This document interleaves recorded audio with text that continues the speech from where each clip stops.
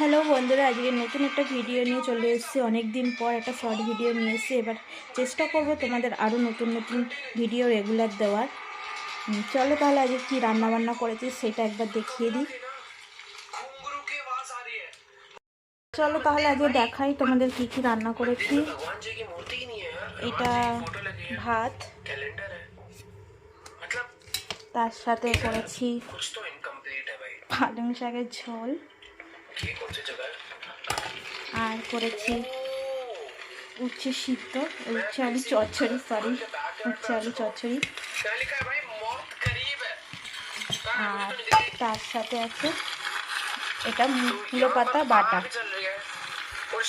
আর রয়েছে কুমড়ো আলু। এটা সকালে বানিয়েছিলাম টিফিনের জন্য, সেটাও একটু রয়ে গেছে সেটা।